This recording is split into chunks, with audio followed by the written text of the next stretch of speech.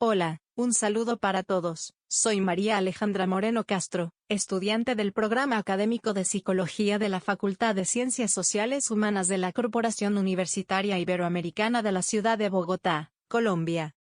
En esta oportunidad tengo el gusto de compartir con ustedes una explicación acerca sobre los juegos de azar y las matemáticas. Espero sea de su total agrado. Comencemos.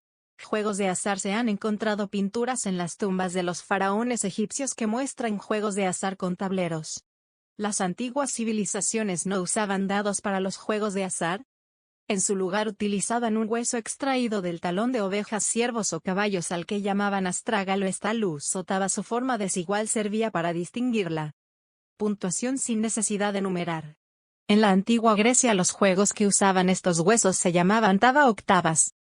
El nombre del hueso astrágalo se debe a que el célebre escultor griego Policleto realizó una de sus obras más renombradas en honor al astro horizontal, es decir, la jugadora de tapas. Con el tiempo los astrágalos se fueron puliendo para que cada lado tuviera una misma forma. Se escribía en cada una de sus caras un valor, normalmente perforando. Lo así, durante la época de los romanos surgieron los primeros dados. A partir de entonces los juegos con dados fueron muy practicados en Europa desde los tiempos del Imperio Romano hasta el Renacimiento. Uno de los juegos más populares se llamaba azar, de una palabra que en inglés y francés significa riesgo.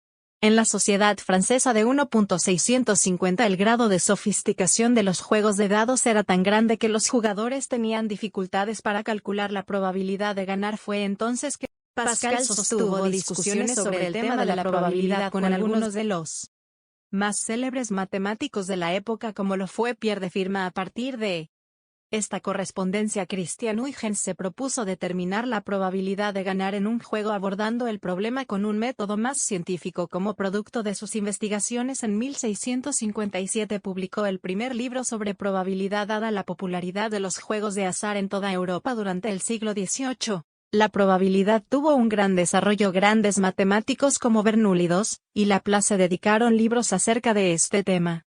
Pero no creas que la probabilidad se aplicó únicamente a los juegos de azar. También ayudó a explicar diversos fenómenos científicos. A mediados del siglo XIX el fraile agustino Gregor Mendel presentó sus estudios sobre herencia y genética en las plantas que cultivaba en su monasterio. Su obra es una de las primeras aplicaciones de la teoría de la probabilidad en el campo de las ciencias naturales. A principios del siglo XX el matemático ruso Andrei Kolmogorov le dio la forma axiomática definitiva a la teoría de la probabilidad, estableciendo así las bases de la moderna teoría clásica de las probabilidades. El físico alemán Albert Einstein decía: Dios no juega a los dados con el universo, en referencia a la mecánica cuántica, la teoría física más exitosa. Y es cierto, porque la probabilidad que se usa en la mecánica cuántica no es la probabilidad clásica que se emplea en los juegos de azar. Se trata del primer ejemplo históricamente hablando de una teoría de probabilidad.